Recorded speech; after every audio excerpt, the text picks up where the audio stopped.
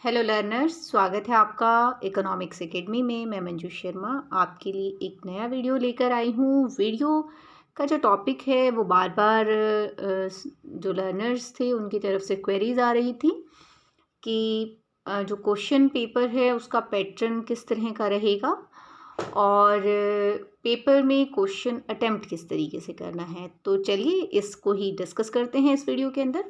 सबसे पहली बात तो ये है कि हम जिस यूनिवर्सिटी के क्वेश्चन पेपर के पैटर्न या स्टाइल को डिस्कस कर रहे हैं वो है भगत फूल सिंह महिला विश्वविद्यालय, कानपुर कला, सोनीपत। और इकोनॉमिक्स के पेपर का क्या पैटर्न रहेगा, किस तरीके से जो सिलेबस है वो उसको डिवाइड किया गया है, उसी के बारे में हम बात करेंगे। तो सबसे पहली बात यह है कि जो पूरा का पूरा सिलेबस है लर्नर्स वो 4 यूनिट्स में डिवाइड है। ठीक है, तो जो क्वेश्चन पेपर है हमारा वो भी 2 पार्ट्स में एक तरह से आएगा हमारे पास। एक पार्ट जो है वो शॉर्ट क्वेश्चंस का होगा और इस पार्ट के अंदर जो है वो 2 मार्क्स के जो है 8 क्वेश्चंस होंगे। 8 क्वेश्चंस होंगे जो 2-2 नंबर के होंगे, यानी 2 × 8 = 16 मार्क्स। ठीक है, तो ये जो पार्ट है हमारा, यानी कि एक क्वेश्चन जो है हमारा ये होगा क्वेश्चन नंबर 9। इसे कई बार चेंज कर दिया जाता है। कई बार जो ये 2 मार्क्स वाले 8 क्वेश्चन होते हैं ये सबसे पहला क्वेश्चन कर दिया जाता है। कई बार क्वेश्चन नंबर 1 में होता है ये, और कई बार क्वेश्चन नंबर 9 में होता है, बट इससे कोई फ़र्क नहीं पड़ता। ये जो क्वेश्चन है ये कंपलसरी क्वेश्चन होता है, यानी यहाँ पर आपको किसी भी प्रकार की कोई ऑप्शन नहीं दी जाएगी। 2-2 नंबर के 8 क्वेश्चन होंगे। 8 के 8 क्वेश्चन जो हैं वो कंपलसरी होंगे। ठीक है, अब ये क्वेश्चन होते किस तरह के हैं? ज़्यादातर ये जो क्वेश्चंस हैं जो 2-2 नंबर के हैं ये डेफिनेशनल क्वेश्चंस होते हैं। डेफिनेशन बेस्ड क्वेश्चंस होते हैं ये। ज़्यादातर इसमें जो है परिभाषाएं पूछी जाती हैं या फिर कुछ जो इकोनॉमिक वेरिएबल्स होते हैं उनमें रिलेशन क्या है। ठीक है, किस तरह का रिलेशन है 2 इकोनॉमिक वेरिएबल्स के अंदर, इसके ऊपर क्वेश्चन पूछ लिया जाता है। या कई बार 2 एक जैसे कंसेप्ट्स हैं उनके अंदर डिफरेंस पूछ लिया जाता है। जैसे कि हम कहें कि increase in demand and extension in demand में डिफरेंस बताइए। ठीक है, इस तरीके से लॉ ऑफ डिमांड को डिफाइन कीजिए, इलास्टिसिटी ऑफ डिमांड को डिफाइन कीजिए, इलास्टिसिटी ऑफ डिमांड की टाइप्स बताइए। तो इस तरह के क्वेश्चंस आते हैं। या कई बार ये पूछ लिया जाता है कि 2 जो हैं फैक्टर्स बताइए जो इलास्टिसिटी ऑफ डिमांड को इफ़ेक्ट करते हैं। तो इस तरह के क्वेश्चंस जो हैं वो इस पार्ट के अंदर पूछे जाते हैं 2-2 नंबर वाले क्वेश्चंस के अंदर। ठीक है, तो ये हमारा हो गया क्वेश्चन नंबर 1 या फिर 9 होगा, जो भी होगा, but it is compulsory question. ठीक है, अनिवार्य हैं इसमें सभी प्रश्न। इसके बाद हम चलते हैं जो नेक्स्ट जो पार्ट होता है, यानी कि जो हमारा लॉन्ग क्वेश्चंस वाला पार्ट है। लॉन्ग क्वेश्चंस जो हैं हमारे वो 16 मार्क्स ईच, हर एक क्वेश्चन जो है वो 16 मार्क्स का होता है। और जो लॉन्ग क्वेश्चंस हैं वो 4 यूनिट्स में डिवाइड हैं। यूनिट नंबर 1 में हमारे पास 2 क्वेश्चन होंगे। अगर हम ये कहें कि भाई ये क्वेश्चन नंबर 1 जो है वो कंपलसरी क्वेश्चन है, तो इसमें क्वेश्चन नंबर 2 होगा और क्वेश्चन नंबर 3 होगा।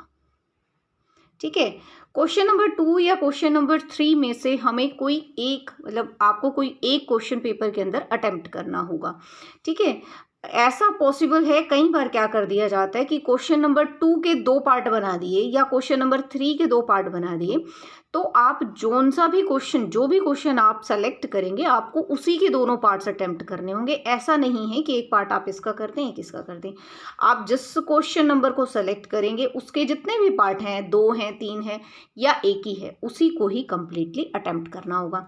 इसी तरह से यूनिट 2 में क्वेश्चन नंबर 4 और 5 होगा, उनमें से कोई एक करना है। फिर यूनिट नंबर 3 में भी इसी तरह से 2 क्वेश्चन होंगे, 2 में से कोई एक आपको अटेम्प्ट करना है।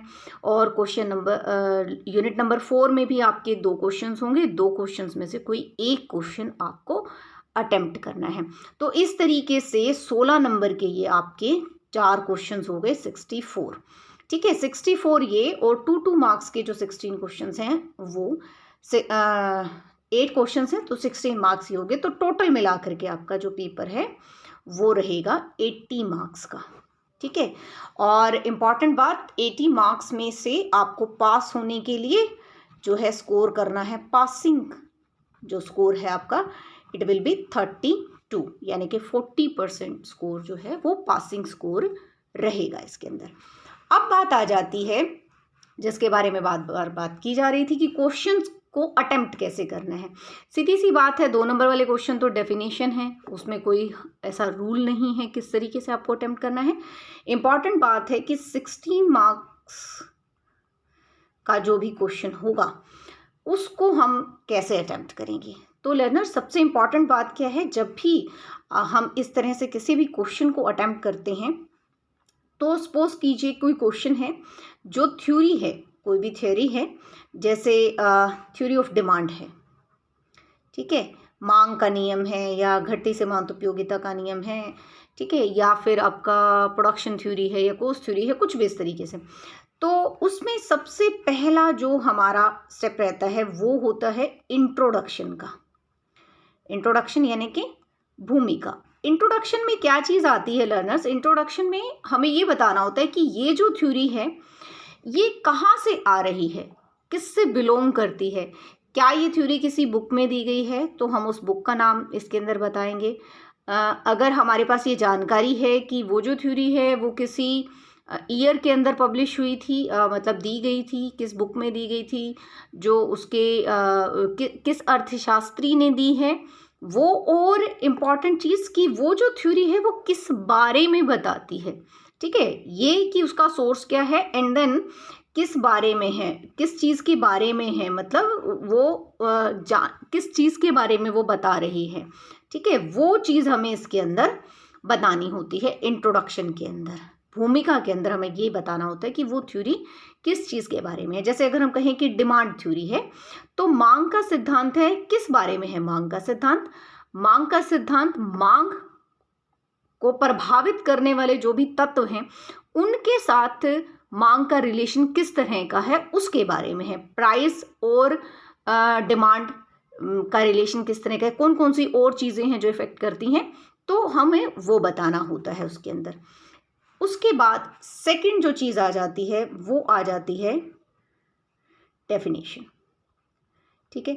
जो भी थ्योरी है या कोई नियम है उसे अलग अलग अर्थशास्त्रियों ने परिभाषित किया है, तो हमें कोई एक सुटेबल सी जिसको जो डेफिनेशन आपके उसको पॉइंट को बिल्कुल अच्छे से एक्सप्लेन करती है, आप वो डेफिनेशन यहाँ पर दे सकते हैं।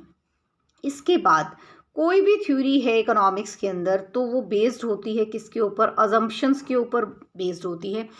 हम कई बार ये सोच लेते हैं कि अजम्पशंस तो कोई इम्पॉर्टेंट सी चीज़ नहीं है, लेकिन इकोनॉमिक्स के अंदर अजम्पशंस बहुत इंपॉर्टेंट चीज़ है। ये इग्नोर करने वाली चीज़ नहीं होती है या कैजुअली लेने वाली चीज़ नहीं होती है। पूरी थ्योरी जो है वो अजम्पशंस के ऊपर बेस्ड होती है, वहीं से उसकी डायरेक्शन तय होती है कि ये थ्योरी क्या आगे एक्सप्लेन करने वाली है, तो बहुत इंपॉर्टेंट चीज़ है।